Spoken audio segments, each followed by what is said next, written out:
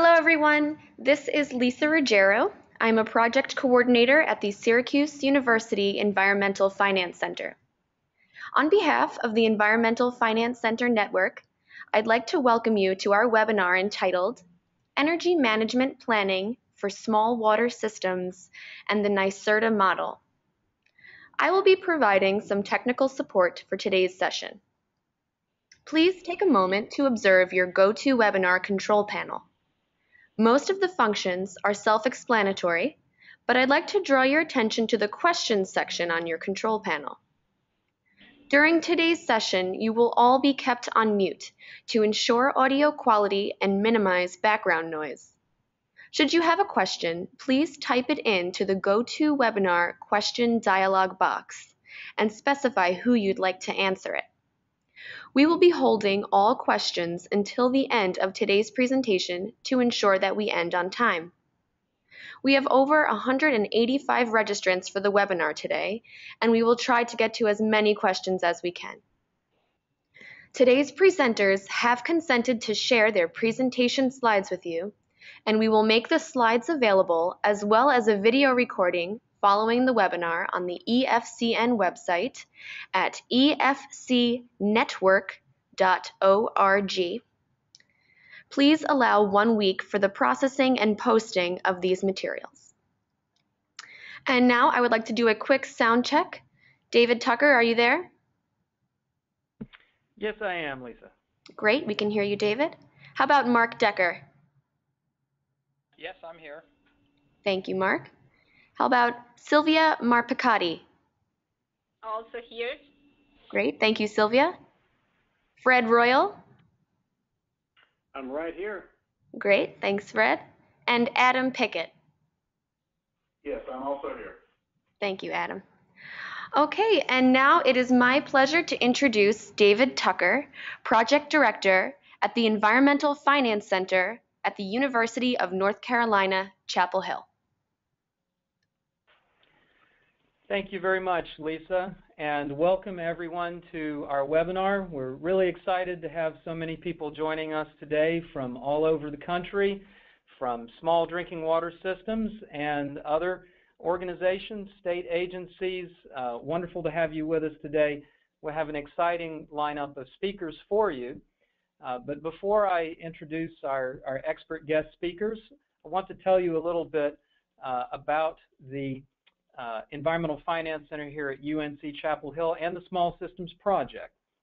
The Small Systems Project includes environmental finance centers around the country, including ours, including the Syracuse Environmental Finance Center in New York State, where Lisa works, and several others. Here at UNC EFC, we are dedicated to enhancing the ability of governments and other organizations who provide environmental programs and services to do so in fair, effective, and financially sustainable ways. As we like to say, how you pay for it matters. The Small Systems Project is under a cooperative agreement with the United States Environmental Protection Agency, and they have funded us to work around the country for 18 months, going through December of 2015 in a number of different areas of the project, as you can see on your screen here: asset management, water loss reduction, water system collaboration, financial planning and rate setting, and several others, including the subject for today's webinar of energy management. And I'm sorry if you're getting some static on the line there. Hopefully that will go away in a second. The project website you can see on your screen there, efcnetwork.org, which Lisa just mentioned, will give you more information about the project, ranging from the webinars to the workshops, which I'll say more about in a moment, and direct technical assistance. So if you're a small system serving 10,000 or fewer people, and you are a small drinking water system, and you are interested in direct technical help with any of these project areas, you can go to the website and put in that request there, and it will get routed to the appropriate experts at the appropriate environmental finance centers in the network, who will get back to you. Also, as far as the energy piece of the project goes, just want to make folks aware that there are several states and territories who have selected, as part of this project, to do a small group series across 3 months. We meet with them once a month for 3 months, about 8 to 10 systems, and we help them do in-depth energy management work for their small drinking water systems. So if that's something that you are interested in for the future, hopefully we'll have another round of small systems. There also might be some opportunity to do some project work outside the small systems project if you're interested. With any questions you might have during the webinar today, please do type them in to your questions box there, and we will try our best to get to them by the end of the webinar. If we aren't able to get to your question on air, we will be following up with you offline after the webinar. But please feel free to type in questions for the speakers about the project or elsewise. This is part of a series. This is the first of a series of 4 energy management webinars to assist systems with that aspect of controlling costs and improving efficiency at their plants, whether it's energy efficiency per se, looking for opportunities to integrate renewable energy into your operations. We have a number of interesting topics. The second, third, and fourth webinars, as you can see, the topics have been chosen. The dates have not yet, so keep your eye on our website, and we hope you will sign up for them as well. A week from today, the project is also including webinars on some of the other project topics, such as rate setting and financial management. So there's going to be a great webinar coming up a week from today that my colleague Stacy Barazer will be leading about customer affordability considerations in water rate setting. So if you want to register for that, if you haven't already, you can go to the website and there'll be a link you can click on there. Also, I believe all of you will be receiving copies, as Lisa was saying, of the slides, a link to copies of the slides following the webinar in the coming days. So we have a lot of great things to get through here in this hour, and I'm going to first introduce Fred Royal and Adam Pickett from the town of Pittsboro, and they will talk for a little bit about their success story of energy management for their small system. And then we will have about half an hour of an excellent presentation from Mark Decker and Sylvia Marpicati up in New York State, and I'll give them a more proper introduction closer to that time. Right now, before we launch into the expert speakers, we'll have a few warm-up questions for you here. And Lisa, if you can launch that first polling question, people should see it on their screen now. Just wanting to find out what kind of drinking water utility you represent. If you're a drinking water utility, I know some of you here today are not. So go ahead and press your voting buttons there. And in a few seconds, we'll be able to display those results on the screen to everyone.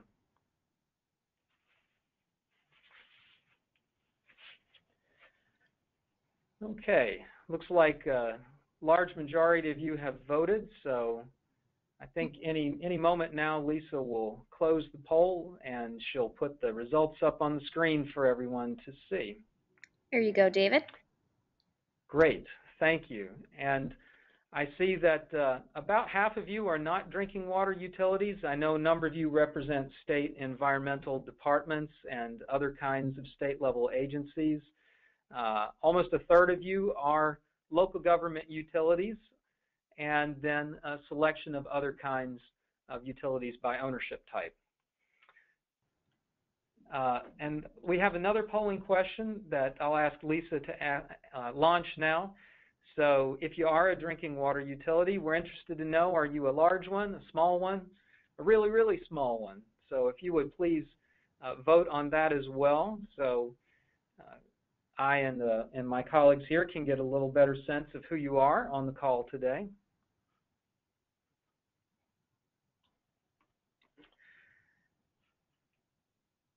And so far, it's looking like a fairly good distribution among these different size categories.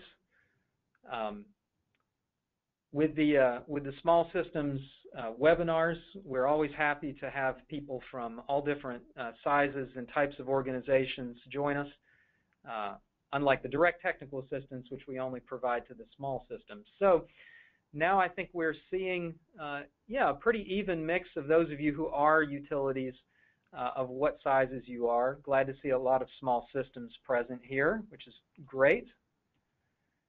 And then finally, Lisa, if you would launch our third polling question, we would like to know from you what energy management topics you are most concerned about for your system, whether it's creating an energy management plan, putting together an energy team or green team there in your utility or in your community, getting energy audits done and creating that baseline and tracking progress, or whether it is ideas for projects and then putting them into motion, or whether it's how to pay for it, which I'm sure will be a popular topic, which we'll especially focus on in the fourth of our 4 webinars in the series.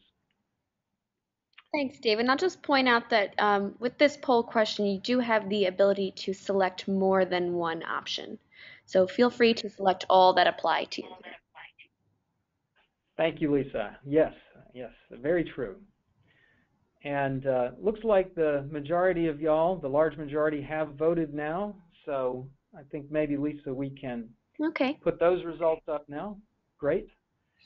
And it looks like we've got 4 very popular topics, maybe a little less interest among those of you on the webinar today about forming a green team and energy team.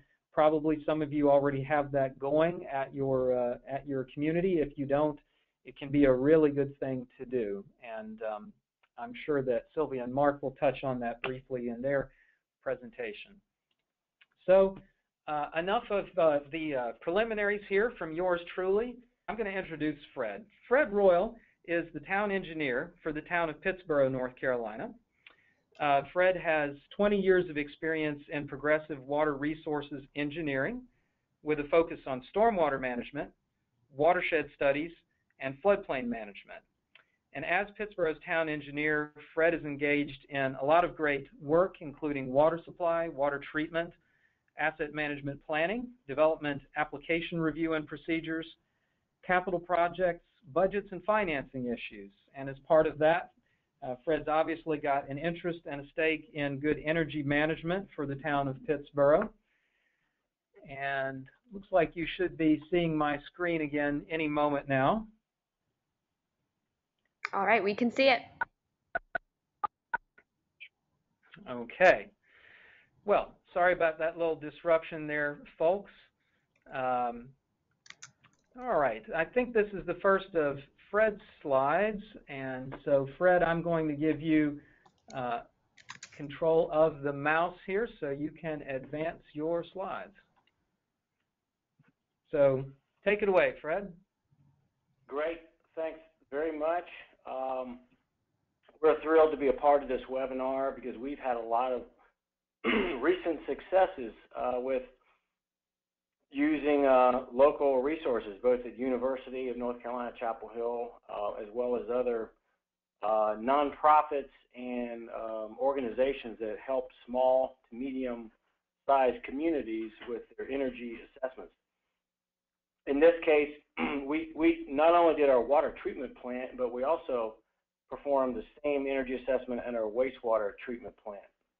So we were really happy with the results, and we're glad to share the water plant results with you today.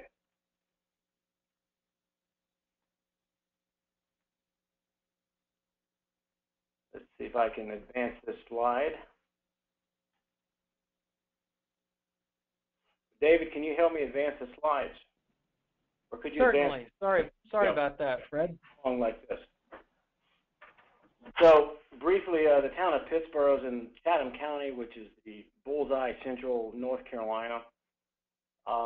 Population's approximately 4,200 persons. So we're a medium-sized water treatment plant based on the earlier statistic David gave you. We've got a 2 million gallon per day plant. And that plant is currently producing about 700,000 gallons of water a day. So we have a lot of growth moving in our direction. The plant was built in 1964. So this year it's our 50th anniversary. And if you can only imagine the age of infrastructure and the maintenance issues required for that age, that's what we've been working with for the last 5 years, upgrading the plant. So this energy audit was very helpful for us in assessing what the cost is to operate the plant from the energy perspective.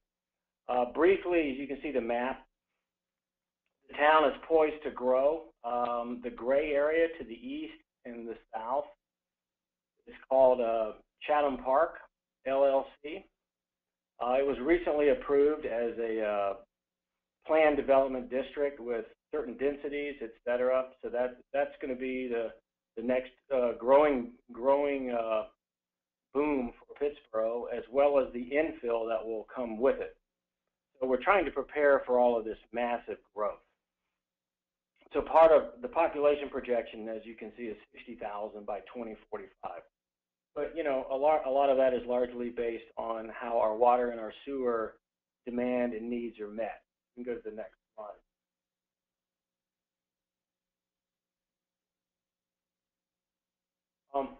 The energy assessment in our water plant was essentially to find out how we're operating, how efficient is it, and what can we do, mostly looking at energy, to improve our efficiency and to reduce our costs. Okay. I apologize for this slide, but it gives you the idea.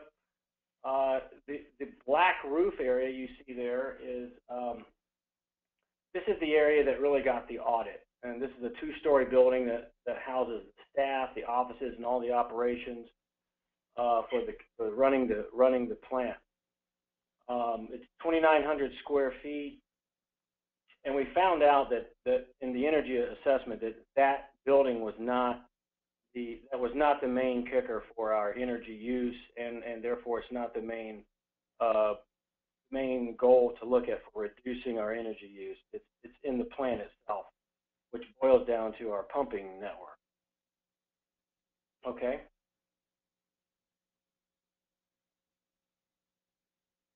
So our plant is located about a half a mile from that river, to the left of that river on the map. It's approximately 150 vertical feet above the river, the plant is. So that's a lot of distance and elevation to pump water to. So our main energy cost is in getting that river water to the plant. Okay.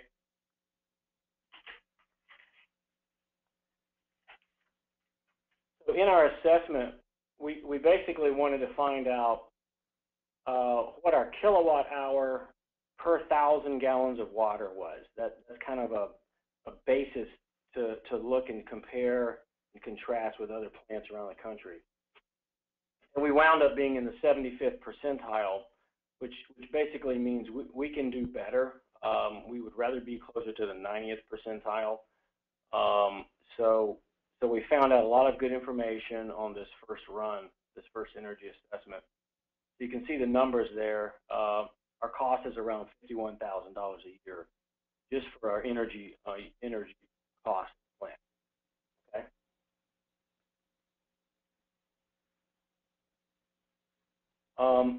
This is from a study, the Burton study in 1996, that describes plant size across the top of the graph from 1 MGD to 100 MGD, then down the causes of the energy use. So when you get to the bottom, 1483 is roughly where you want to be with a 1 MGD plant. So we're slightly above that for a 2 MGD plant. So we're in pretty good shape as far as that goes. However, if we don't do something about our pumping system from our river to the plant, then we're going to be out of line. So it really got us to start focusing on the pumping aspect, not only in the plant itself, but from the river to the plant. Okay.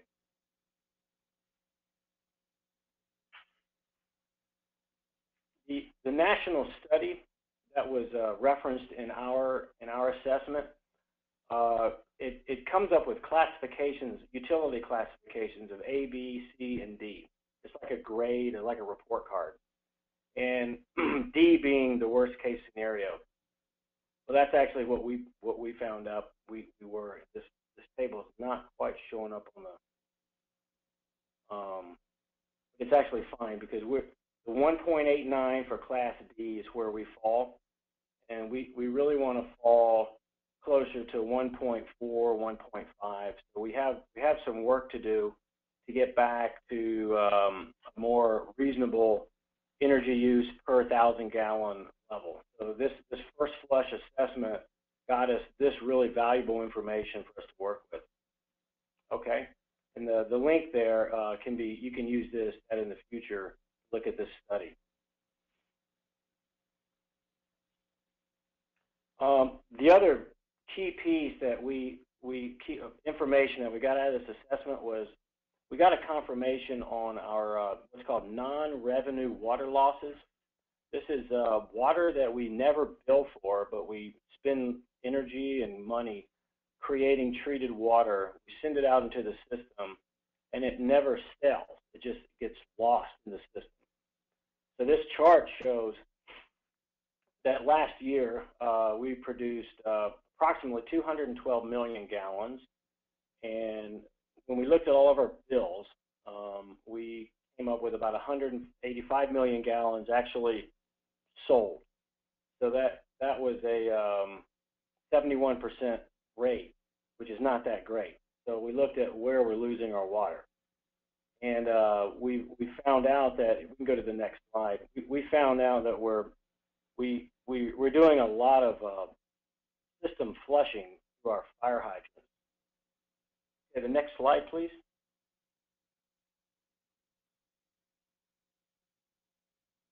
So we've got what's called a flush there. That's a 3% slice of the pie.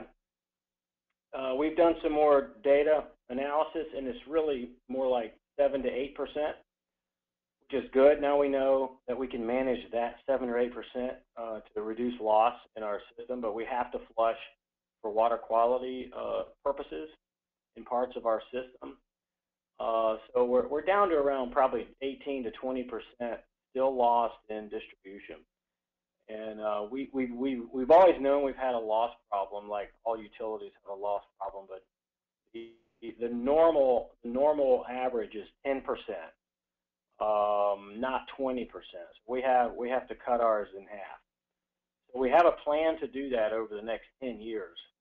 But it'll take a lot of money and a lot of work. But at least we were able to have this verified with this energy audit. It was another positive outcome. Next slide. This slide basically shows that our annual bill is about $51,000, so we think we can reduce that, and I'll go into how we think we can do that in just a moment. Okay.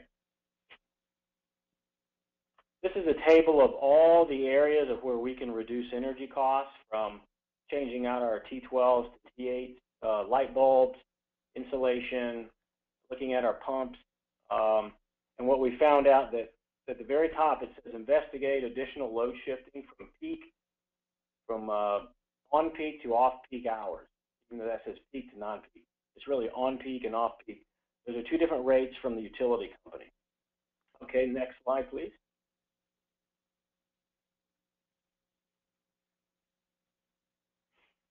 So load shifting seems to be our best option from this assessment. $7.58 per kilowatt versus $1.56 per kilowatt hour. In order to get this done, we have to do some operational changes, meaning staff time during off-peak hours, which is not something it's something we believe we can do and still save quite a bit of cost on our electric bill. And the other options are out there. the building is so small, we're going to spend less time looking at our building, insulation, windows, and what have you. So the next slide, please.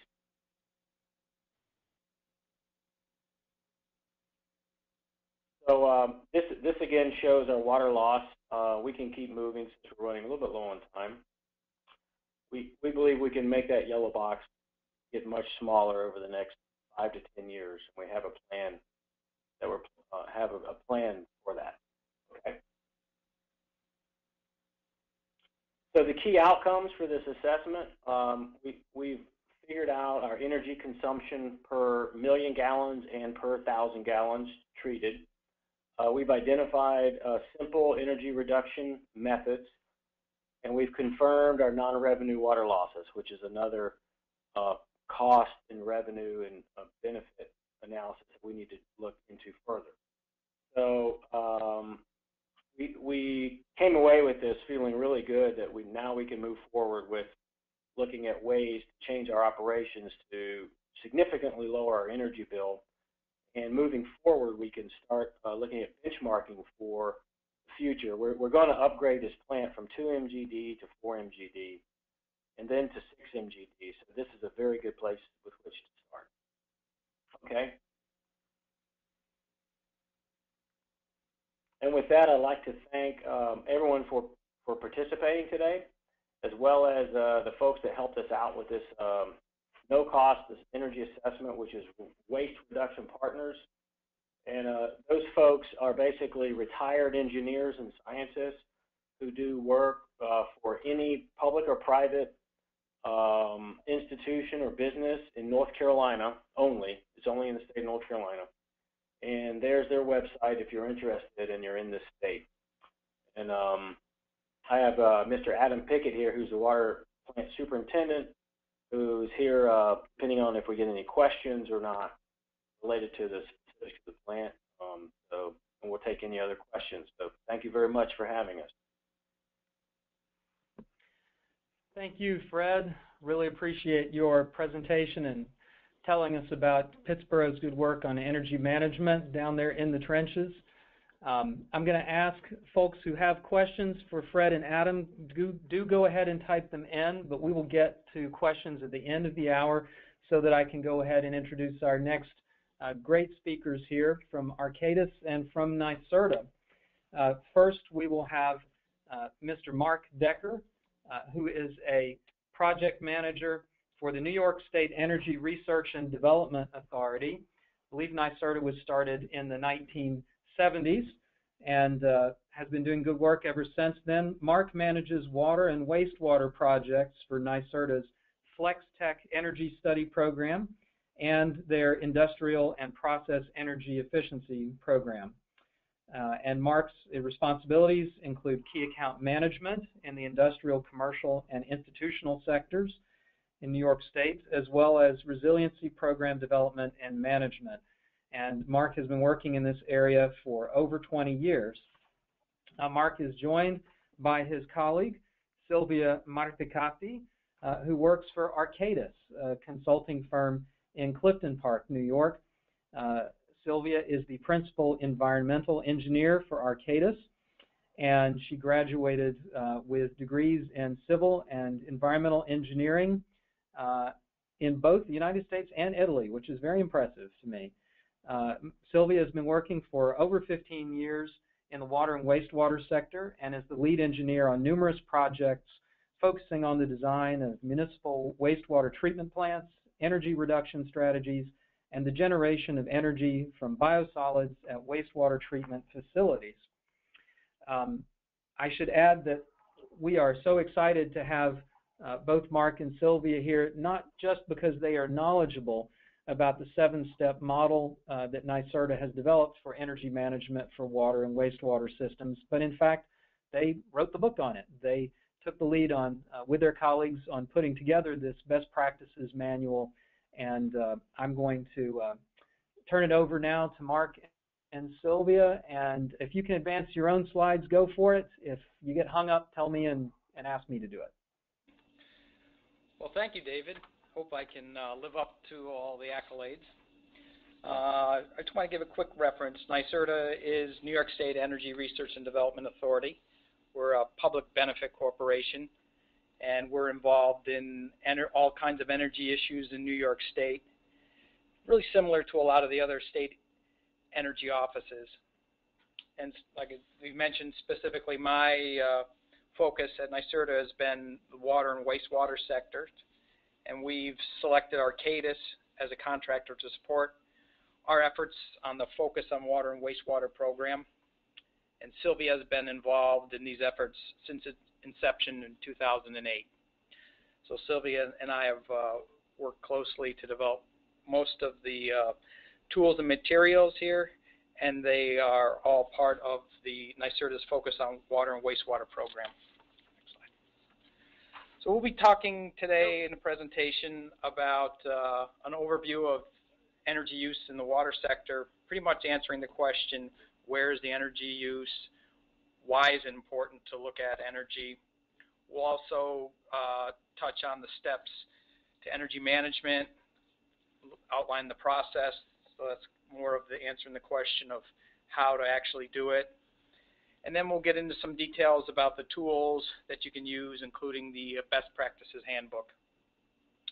This presentation was derived from a small water and wastewater operator training curriculum that was developed along with New York State Department of Health for the training of their water treatment systems operator certification program a few years ago. So some of the content of this, some of these slides may be specific to New York State, but in general we feel the examples are really applicable throughout the country.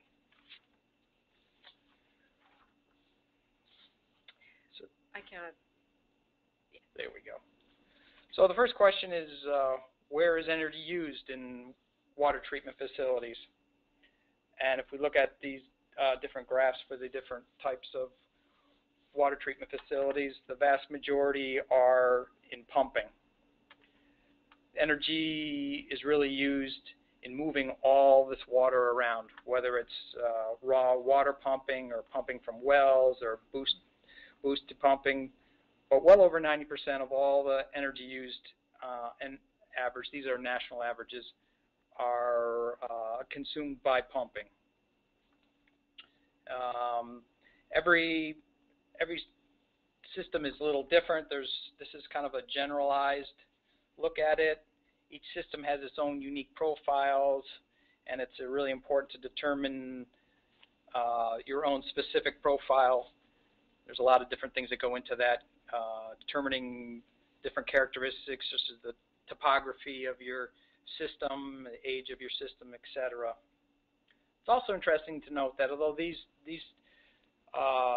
two surface water systems and groundwater systems are here projected as a pie chart, the overall average groundwater systems use approximately 30% more energy per million gallon supplied than do the surface water. Groundwater is somewhere in the neighborhood of 1,800 kilowatt hours per mg versus a surface water plant averages around 1,400.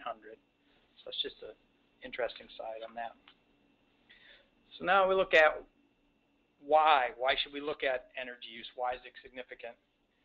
And this is kind of an average that we found in a couple different places where energy is one of the top 2 costs at water treatment plants.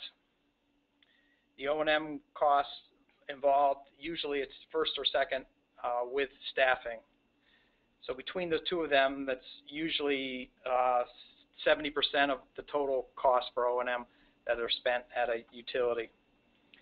If you look at some of the other categories, maintenance, chemicals, and things like that, they're fairly small. So any kind of small increases in energy efficiency usually add up to large dollar savings, and that money can go a long way to helping other parts of the budget without having to increase the overall budget. So energy is a significant cost, and it's one area that we actually have some internal control on at the facilities. So it's one of the major reasons why we suggest people look at this. Next slide.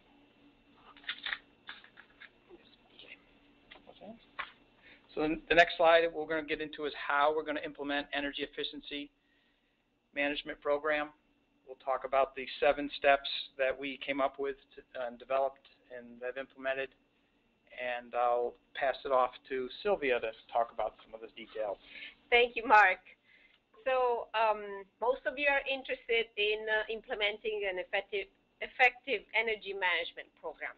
And I'm going to talk about the 7 steps that we identified in the NYSERDA Handbook to develop this plan.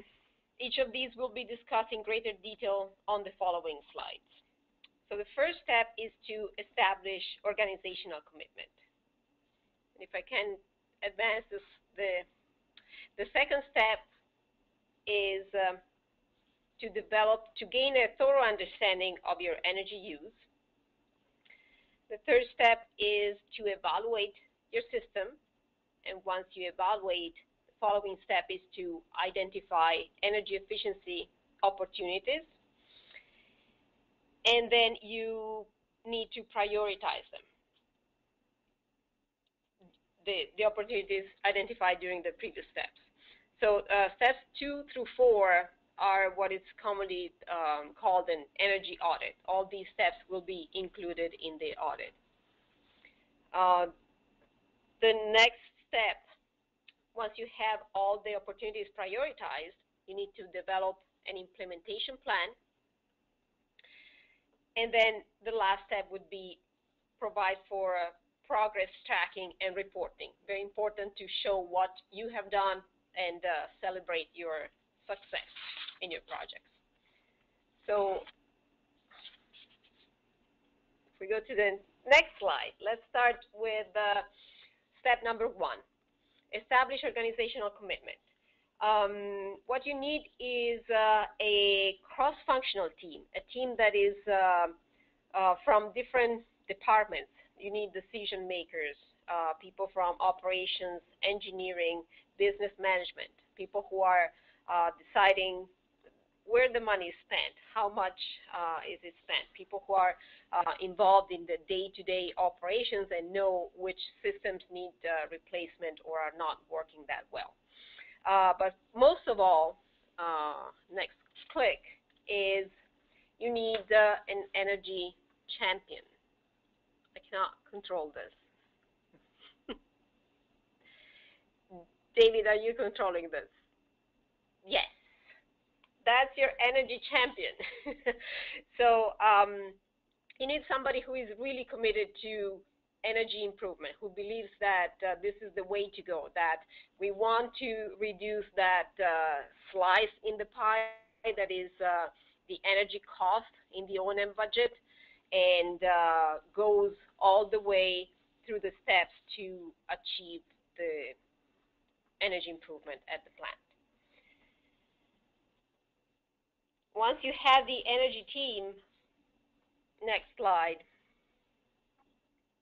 the second step is to understand the energy use. And first of all, you have to collect and look at the electric bills to know how and where the energy is used.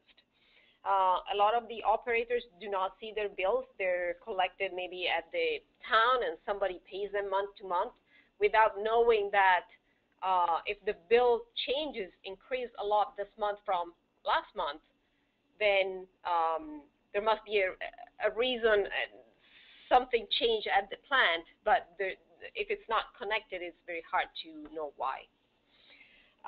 Also, knowing your bill tells you how you are charged for energy use, and so that would tell you how you can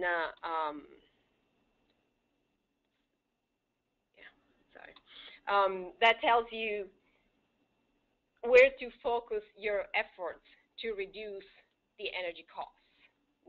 Next. Next slide. So here is an example of terms and concepts in your energy bill. Maybe you are not familiar with it, and you see your energy bill at home, where typically you are charged for the consumption charge in a few cents per kilowatt hour. So that is your electricity use. For non-residential electricity, typically you also have a demand charge, which is based on the peak 15-minute demand during each month. So it's charged in dollars per kilowatt. An example to understand this would be if you have 10 bulbs and each bulb is 100 watts and you have them on for 1 hour, your consumption, if you do 10 bulbs times 100 watts, that's 1,000 watts or 1 kilowatt, times 1 hour, that's 1 kilowatt hour. That is your consumption.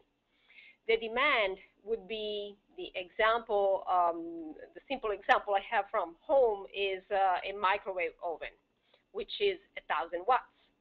So it's also 1 kilowatt, but the moment you press the button to run it, the electric utility has to be ready with those electrons to give you 1,000 watts at that instant.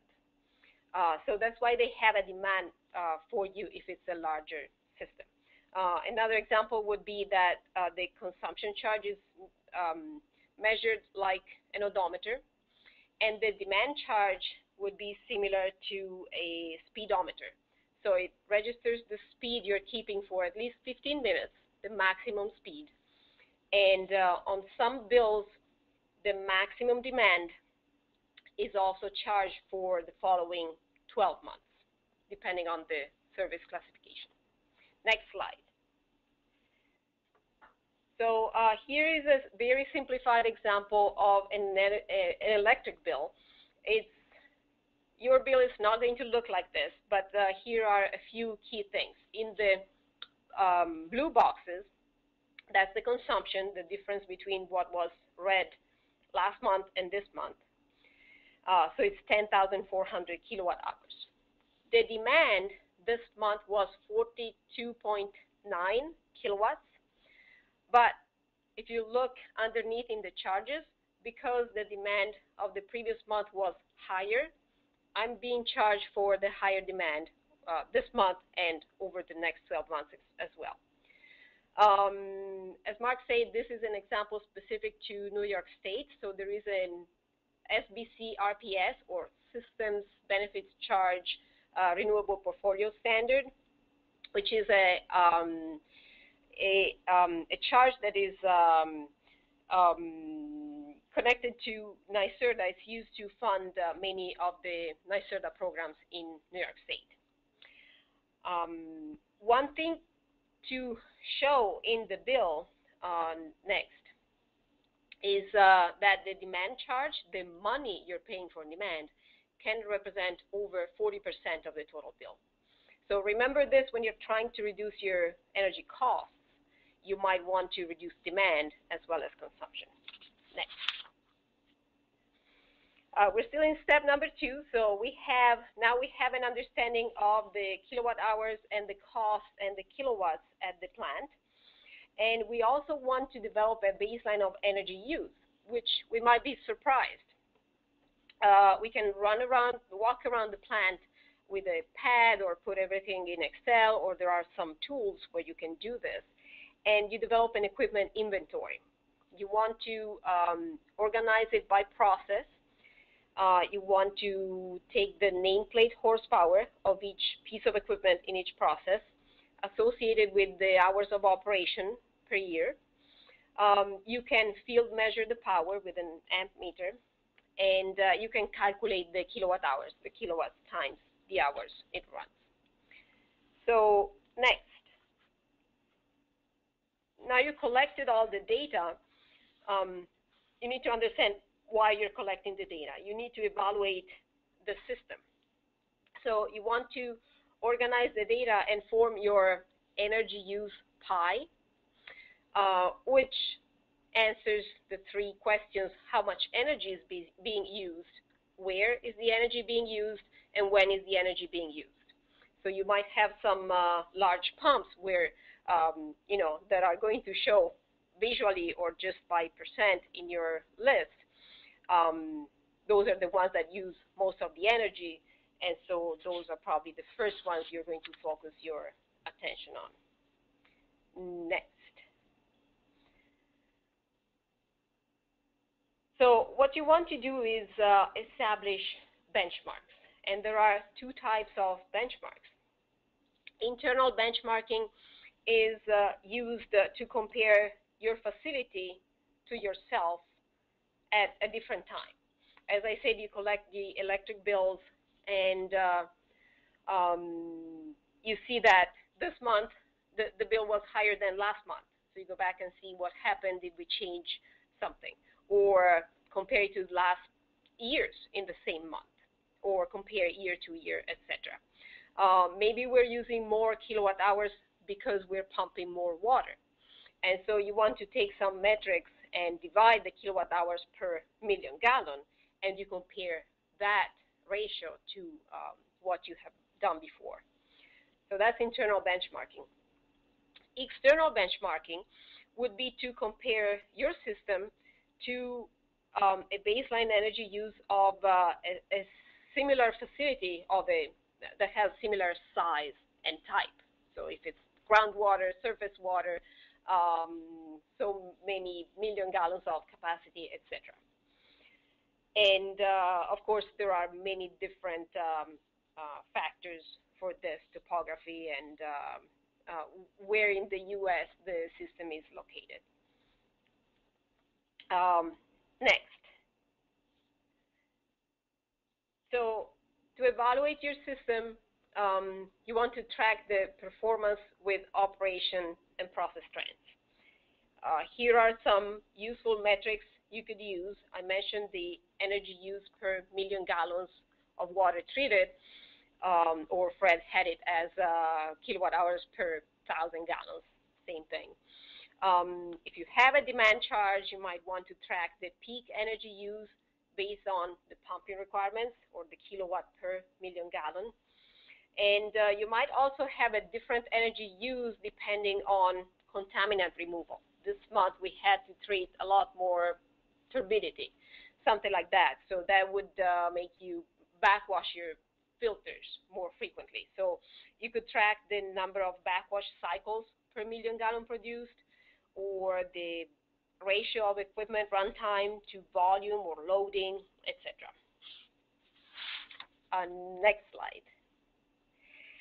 So you have now developed your baseline and your energy use pie, and you know where the energy is used. Now is the time to identify energy efficiency opportunities.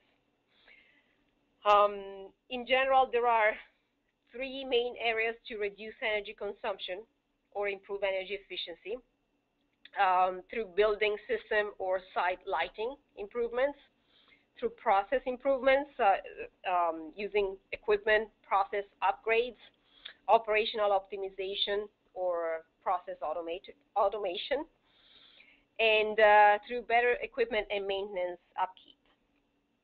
I have a couple of examples. As part of the equipment prioritization and optimization, equipment performance should be compared to original design performance, and actual operating conditions should be compared to the original design conditions. For example, if the original design conditions for a pump were 500 GPM at 50 feet of head, and the current operating conditions require only 200 GPM, this is a good opportunity for a variable speed drive or replacement with a smaller pump. Similarly, if a pumping system was able to deliver 500 GPM against 50 feet of head when initially installed, and can now deliver 400 GPM under the same pressure, the pump and motor should be evaluated for wear and updated. With regard to equipment maintenance and upkeep, of equal importance to proper maintenance is sound asset management. You should know which pieces of equipment are nearing the end of their useful life, and should have identified the piece of equipment that is going to replace it prior to the moment it fails. This allows you to continuously improve the efficiency and performance of your plant simply through equipment turnover. Next slide.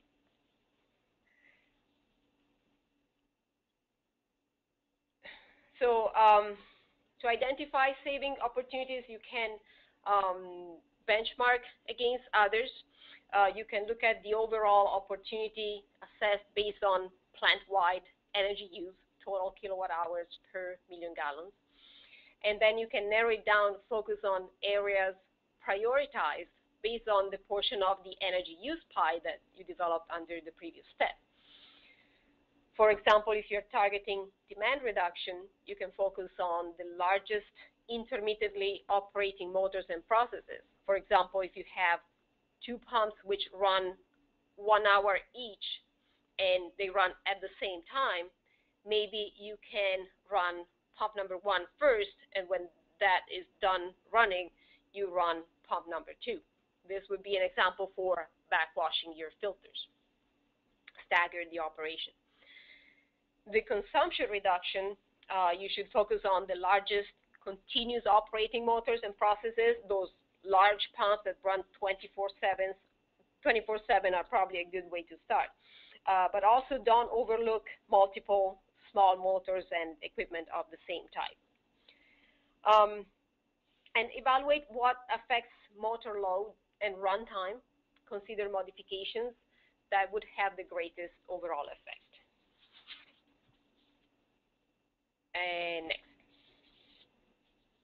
So now you developed a long list of 27 improvements that you need to do at your plant, and you go back to your energy team and they say, we only have the money for the first 2, pick 2. So it would be great if we could implement every possible energy conservation measure that is available, but in reality that is not possible, and we know it. What we'd like to see is that every facility make energy efficiency a consideration in the way they operate and invest in their system, and that utilities capitalize on the so-called low-hanging fruit opportunities that are available to them. So how do you prioritize opportunities? Capital cost and simple payback are the criteria that are most often relied upon for project prioritization and to assess project feasibility. However, there are a number of other considerations that should be made to ensure the most appropriate and cost-effective measures are being undertaken and that the projects are not overlooked. In addition to capital costs and simple payback, you need to consider the condition or age of the equipment or process, operational costs and savings associated with the measure, overall energy savings and future volatility in energy prices, effects on plant processes, labor and chemical costs, project risk, and financing, funding, and rebates available to support evaluation or implementation. Next. And so we have our opportunities for reducing energy use all prioritized, and now is the time to develop an implementation plan. It's important to establish a timeline. We will develop these 2 projects within this time. Understand the requirements if you have funding available or rebate programs. And be aware of operational changes associated with the equipment and process upgrades and changes in user base and train operators accordingly. Communicate with management and stakeholders and develop an education and outreach plan. So this is all part of the implementation plan. Next. So the next step is our last step, which is provide for progress tracking and reporting. Once you have implemented the measures you prioritized, you should calculate the actual energy and cost savings and compare them to the ones that were anticipated. If there's a difference and if the actual ones are smaller than the anticipated savings, you should reevaluate and fine-tune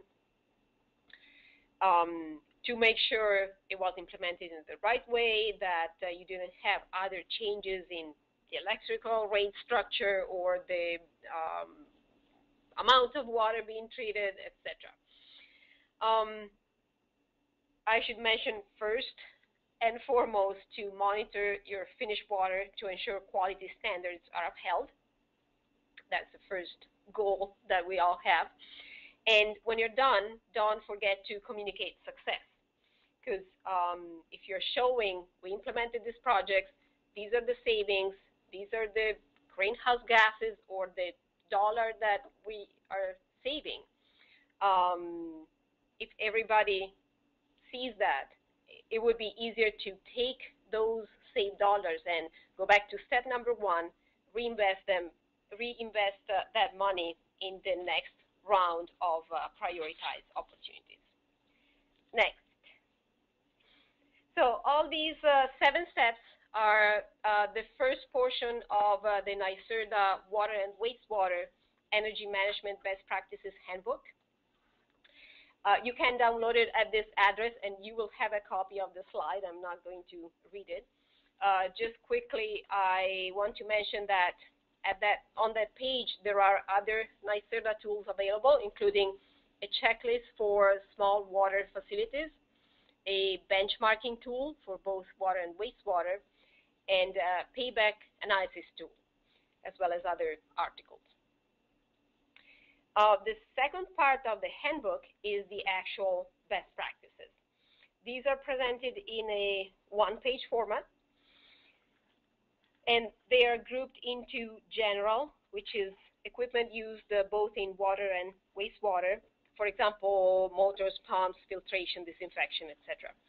And then you have the water best practices, supply, distribution practices, pumps and wells optimization, for example. Wastewater, I don't believe anyone listening is interested, and then buildings such as HVAC, lighting, the LEED program, etc. Next. For every best practice, there's a description of the best practice itself, and then primary area or process affected, productivity impact, economic benefit, typical energy savings, applications, limitations, practical notes, other benefits, and the stage of acceptance. It's important to mention that each best practice is self-standing, so the handbook can be read in sequence from the first best practice to the last one, or just search for one specific best practice, for example, G12, electric motors, VFDs, applications. We have about 1 minute left. Next slide. I'm going to mention other resources that are from either the EPA or WEF. I did not list in there. There is a benchmarking tool that is from the US EPA, and it's called the Energy Use Assessment Tool, or EUAT. Also for benchmarking is the Portfolio Manager from EPA that gives you a rating of how what percentage your facility is the percent of your facility energy use compared to others of a similar size. And then I listed other books where you can find a somewhat different version of the energy management plan. So they're all valid tools, and with that, I conclude my presentation. Thank you very much, Sylvia and Mark. David Tucker here again. We are right at 3 o'clock now, and I'm sure there are some of you on the call who will need to go at this point. We're running a little behind because of the technical glitch earlier, but for those of you attendees who can stay with us for another 10 minutes, we'll stay on for a little while longer to allow some questions and answers and some final words here. Before I do the questions and answers for our speakers, let me do this slightly out of the order I had planned here, though, and we're going to do another polling question, if Lisa will help me with that. As I mentioned, the EFC network includes our Environmental Finance